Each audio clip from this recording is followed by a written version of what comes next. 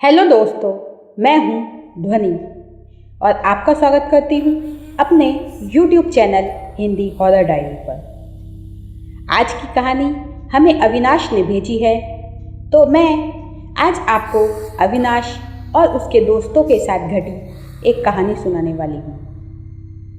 पर इससे पहले मैं आपको बताना चाहूँगी कि इस वीडियो में जो पेंडेंट की फ़ोटो है वो एक असली है, जो हमें अविनाश ने भेजी है।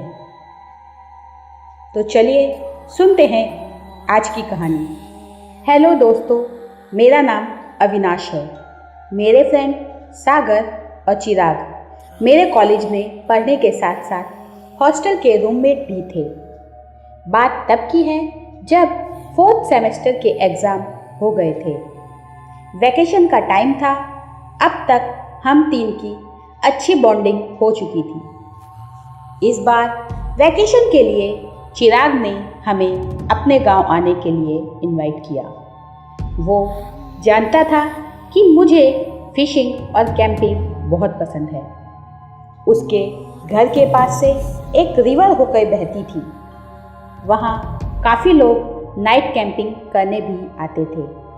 मैं इस ऑफ़र को ना नहीं कर पाया और सागर को भी अपने साथ आने के लिए मना लिया। हम लोग थोड़ी शॉपिंग की तैयारी के बाद चिराग के साथ उसके गांव पहुँचे। सच में वहाँ का वातावरण बहुत सुहाना था। पहले 2 दिन तो हमने उसके घर आराम के साथ साथ गांव का जायज़ा लिया। चिराग ने अपने गांव के कोई लड़के को भी कैंपिंग के लिए इनवाइट किया, क्योंकि उसे इस जगह के बारे में काफ़ी डिटेल में पता था। तीसरे दिन हम उस गांव के लड़के आशु के साथ अपना टेंट और फिशिंग का सामान लेके निकल पड़े। रिवर के नज़दीक पहुँचे तो वहाँ बहुत ही मनमोहक नज़ारा था। वहाँ की हवा भी इतनी फ्रेश थी कि ऐसे में तो बीमार इंसान भी अच्छा हो जाए। हमने टेंट लगा लिया और वहाँ अपना सामान रखा। हम नदी की तरफ गए। पानी बहुत ही ठंडा था। हमने वहाँ फिशिंग रॉड से कुछ मछली पकड़ी। आज हम यही मछली नदी के किनारे पकाने भी वाले थे, तो ये हमारा लंच था। इसके बाद हम नहाने लगे कि चिराग के पैर के नीचे कुछ टच हुआ। उसने हाथ डालकर देखा तो नदी में से बहकर एक पेंडेंट यहाँ तक आया था। चिराग को यूं ही एंटीक चीज़ें जमा करना बहुत पसंद था, पर यह पेंडेंट तो एंटीक के साथ डिज़ाइन भी कुछ अजीब था। एक सन के अंदर एक स्टार था। उस समय वो पेंडेंट में थोड़ी मिट्टी फंसी होने से गंदा लग रहा था। चिराग ने उसे हल्के हाथ से पानी से धोया और बोला, घर पर इसे क्लीन करके मैं गले में पहनूंगा। उसने वो अपने पॉकेट में रख लिया। अब तक हमने कुछ मछलियाँ भी पकड़ ली थी और थक भी गए थे, तो सोचा कैंप तक पहुंचकर कुकिंग स्टार्ट की जाए। सागर अपने इंस्टा अकाउंट पे लाइव रह के कुकिंग करने वाला था, तो वो भी बहुत एक्साइटेड था। इस लाइव वीडियो से उसके फॉलोअर्स बढ़ने वाले थे। नदी से कैंप का रास्ता बस 5 से 7 मिनट के वॉकिंग डिस्टेंस पर था। हम टेंट की तरफ जा रहे थे तो ऐसा लग रहा था हमारे साथ कोई और भी चल रहा है। मतलब एक कदमों की आवाज़ एक्स्ट्रा थी। ये आवाज़ हम सभी ने फील की, पर जब आशु को पूछा तो उसने बोला, ऐसे खुले प्लेस में कई बार इको साउंड होता है। और इन्हीं बातों के बीच हमारा टेंट आ गया। भूख इतनी लगी थी कि उन कदमों की आवाज़ को हम वहीं भूल गए। ब्रेड हम लेकर आए थे, इसलिए जल्दी से फिश को मसाला रेडी करके फ्राई करने रख दिया।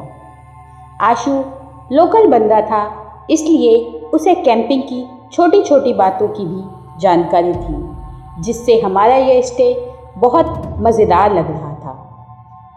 अब तक शाम के 6:30 बज गए थे। हल्का हल्का अंधेरा शुरू होने लगा। हमने कैंप फायर स्टार्ट की और खाना खाया। 7:30 बजे तक सभी बहुत थक गए थे और हम सब सोने चले गए। 12:30 के करीब चिराग ने हम सबको नींद से उठाया। उसने बताया कि उसे ऐसा लगा कोई टेंट के बाहर है। उसने टेंट पर किसी की परछाई देखी थी। हम सब बाहर निकले तो वहाँ कोई नहीं था। तब आशु ने उसे कहा, तुमने कोई सपना देखा होगा, चलो सो जाते हैं। और हम चारों दोबारा सोने गए। मेरी नींद 2 से 2:30 के बीच में खुली।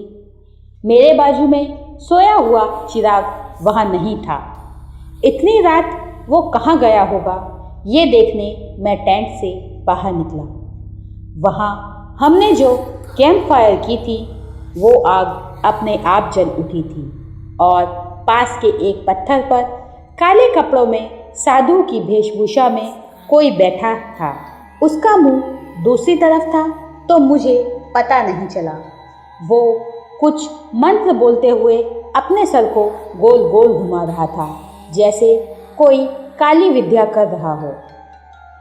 मुझे लगा ये चिराग अचानक ऐसे काले कपड़े कहाँ से लाया और ये क्या कर रहा है। मैंने उसे नाम से पुकारा, चिराग। ये नाम सुनते ही वो व्यक्ति ने अपनी काली विधि रोक दी और मुड़कर मेरी तरफ देखा। वो चिराग ही था, पर उसकी आंखें एकदम लाल थीं और मुंह के किनारों से खून टपक रहा था। इतना देखते ही मैं चिल्लाते हुए कैंप के अंदर पहुंचा और बोला, बाहर चिराग का भूत है। सभी ने जब ये सुना और मुझे ऐसे घबराते हुए देखा तो वो सब हंसने लगे। जब मैंने ध्यान दिया तो पता चला वो क्यों हंसे। चिराग तो वहीं टेंट में सोया हुआ था और बाहर भी आकर हमने देखा तो ना तो वहाँ कोई आग थी और ना ही कोई बैठा हुआ व्यक्ति। पर जो मैंने देखा वो वहम तो नहीं हो सकता, पर मेरी बातों का कोई प्रूफ नहीं था। वो तीनों सो गए, पर नींद मेरी आंखों से कोसों दूर थी। सुबह हुई तो हमने गांव जाने का डिसाइड किया। हमने अपनी 2 और दिन की कैंपिंग का प्लान थोड़ा चेंज किया। हम लोग चिराग के गांव उसके घर लौट आए। घर आके हमने किसी एक्स्ट्रा कदमों के आवाज़ का एहसास, रात को चिराग का टेंट के पास किसी को देखना और मेरे चिराग के साधु के रूप में देखे जाने का वहम, ये सभी कहानी उसके फैमिली को बताई। पर हम उन्हें उस पेंडेंट मिलने की बात बताना भूल गए। तब उन्होंने कहा, बहुत साल पहले नदी के पास कुछ लोगों ने सुसाइड किया था, तो अक्सर ऐसी घटना होती है। अच्छा है तुम लोग लौट आए। अब ये सब भूलकर तुम अपनी बची हुई वैकेशन एंजॉय करो। उस दिन हम यूं ही गांव में घूमने को निकले। अब हम सिर्फ 3 थे। आशु तो कैंपिंग पर हमारी हेल्प के लिए आया था। ये दोपहर का समय था, पर वहाँ इतनी गर्मी नहीं थी और कुछ बच्चे घर के बाहर खेल रहे थे। हम उनके पास से निकले तो उन्हें देखकर चिराग के फेस एक्सप्रेशन बदलने लगे। वो थोड़ा गुस्से में आ गया और बड़बड़ाने लगा, मैं इन सबको खा जाऊंगा। और ये बोलते समय उसकी आवाज़ भी बदली हुई थी। मैं और सागर घबरा गए कि अगर किसी ने इसकी बात सुन ली तो हम भी बुरे फंसेंगे। हम दोनों ने खींचकर उसे घर ले जाना चाहा, पर उसका शरीर उस समय काफ़ी भारी हो गया था। फिर भी हम दोनों किसी तरह उसे धकेलते हुए उसके घर ले आए। 2 दिन तक चिराग चुपचाप रहा, कुछ अजीब हरकत नहीं की, तो हमें लगा कि शायद अब सब शांत हो गया। उस दिन गांव में किसी 4 साल की बच्ची की डेथ हो गई थी और छोटे बच्चों का संस्कार ना करके उन्हें ज़मीन में दफना दिया जाता है, क्योंकि गांव में कोई भी सुख या दुख के समय में पूरा गांव साथ होता है। तो हम लोग भी उस बच्चे की अंतिम क्रिया में शामिल हुए। उन लोगों ने उस बच्ची को कब्रिस्तान के पास वाली ज़मीन में दफना दिया। वहाँ से हम लोग घर आ गए, खाया पिया। आज काफ़ी समय बाद चिराग थोड़ा खुश लग रहा था। रात को हम लोग डिनर करके वॉक के लिए निकले, पर रेगुलर रास्ते पे ना जाके चिराग ने आज हमें दूसरे रास्ते पर चलने के लिए बोला, क्योंकि आज उसका मूड अच्छा था। तो हम भी बिना पूछताछ किए उसके साथ चलने लगे। थोड़ी दूर चलने के बाद चिराग अचानक दौड़ने लगा। हमें समझ नहीं आया, वो अब ज़ोरों से हंसने भी लगा था। हम लोग उसके पीछे भागने लगे तो ये जगह कुछ जानी पहचानी सी लगी। तभी सागर बोला, ये तो वो सुबह हम आए थे उस कब्रिस्तान के पास वाला इलाका है, और मुझे भी सब याद आ गया। पर चिराग इस रास्ते पर हमें लाके क्या चाहता था और वो कहाँ गायब हो गया था। हम लोग दौड़ते हुए वहाँ पहुँचे तो हमारा शक सही निकला। चिराग उस बच्ची की कब्र के पास आ गया था और पागलों की तरह दोनों हाथों से मिट्टी खोद रहा था। हमने उसके पास जाके उसे बहुत रोका, पर पता नहीं उसमें ये ताकत कहाँ से आई थी। मैंने मोबाइल चेक किया तो उस जगह कोई नेटवर्क नहीं था कि हम उसके घर से किसी को बुला सके। चिराग को उस बच्ची की लाश चाहिए थी, पर क्यों ये हम नहीं जानते। ये रूप चिराग का था, पर मानो उसके अंदर कोई दूसरी ही आत्मा हावी थी। मुझे आत्मा के डर से ज़्यादा ये डर था कि अगर गांव के किसी लोगों ने चिराग को ये करते हुए देखा तो वो यही समझेंगे कि हम भी इसमें शामिल हैं। सागर ने अपनी टी शर्ट निकाली और उसे चिराग के पीछे जाकर उसका फेस पे उड़ा दिया, जिससे उसे कुछ समय के लिए दिखना बंद हो जाए। और इतने में मैंने उसके दोनों हाथ पकड़ लिए। सागर ने अब उसके पैर भी दबा के पकड़ लिए, क्योंकि हाथ बंधे होने से वो अपने मुंह पे ढकी टी शर्ट भी नहीं हटा सकता था। और हम दोनों ने उसे ज़बरदस्ती वहाँ से पकड़ा और सीधे उसके घर ले आए। वहाँ उसके पिताजी को सारी बात बताई।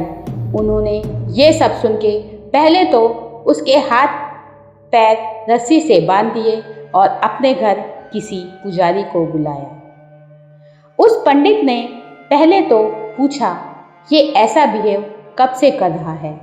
तो मैंने कहा, हम कैंपिंग के लिए पास वाली रिवर में गए थे, तभी से हमारे साथ कुछ ना कुछ अजीब हो रहा है। सागर भी बोला, हाँ ये बात पक्की है, उस दिन के बाद से ही ये सब नेगेटिविटी शुरू हुई। वो पंडित माला फेरते हुए कुछ ध्यान करते हुए सोच रहे थे कि उनकी निगाह चिराग के गले में पड़े पेंडेंट पर गई। पहले वो थोड़ा चौंके और फिर बोले, ये इसके पास कहाँ से आया? तो हमने कहा, हाँ यही तो चिराग को फिशिंग के टाइम नदी में से मिला था, पर उसने गले में कब पहना ये हमें भी नहीं याद, पर तभी से ये उसके साथ है। तब उस पुजारी ने बताया कि ये कोई मामूली पेंडेंट नहीं है, एक तांत्रिक का है। ये तब की बात है जब मैं छोटा था। हमारे गांव में बच्चों की चोरी होने लगी थी। पता नहीं बच्चे कहाँ गायब हो रहे थे। फिर एक दिन एक आदमी ने किसी तांत्रिक को बच्चे को अगवा करते हुए देखा। उसने वहीं पीछे से उसे दबोच लिया और गांव वालों को सौंप दिया। तब उस तांत्रिक ने बताया कि वो अपनी काली विद्या बढ़ाने के लिए बच्चों की बलि देता है और बाद में उनके मांस को खा जाया करता था। गांव के लोगों ने फैसला लिया कि ऐसे इंसान को जिंदा नहीं रहना चाहिए और उसे एक पेड़ से बांधकर उस पर तब तक पत्थर फेंके जब तक वो मर नहीं गया और उसके बाद उसकी लाश को नदी में फेंक दिया। ये पेंडेंट उसी तांत्रिक का है। पुजारी ने चिराग के गले से वो पेंडेंट लिया और उस पे कुछ मंत्र पढ़ते हुए गंगा जल के छींटे डाले।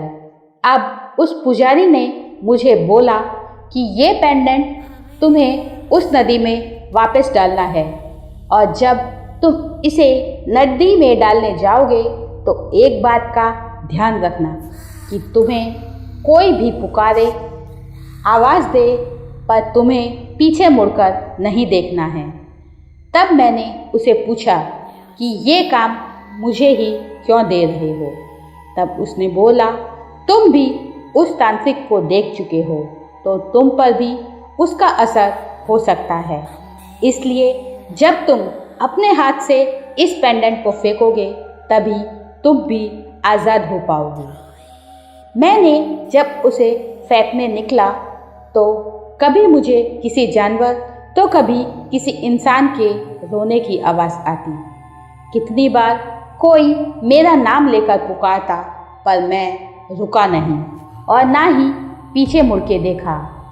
पर जैसे ही मैं नदी के पास पहुंचा, किसी ने मेरे कंधे पर हाथ रखा और मैंने चौंकते हुए पीछे देख लिया। मेरे पीछे एक तांत्रिक खड़ा था जिसका मुंह कुचला हुआ और लहूलुहान था और मैं डर से वहीं बेहोश हो गया। जब होश आया तो मैं हॉस्पिटल में था और वो पेंडेंट मेरे गले में। उस दिन के बाद मैंने जब भी उस पेंडेंट को फेंकना चाहा, मेरे साथ कुछ ना कुछ हादसा होता रहा। ये पेंडेंट आज भी मेरे पास है और मेरी ज़िंदगी का हिस्सा बन चुका है। ये कहानी तो चिराग की थी, पर पेंडेंट आने के बाद मेरी लाइफ की स्टोरी मैं आपको आने वाले एपिसोड में शेयर करूँगा।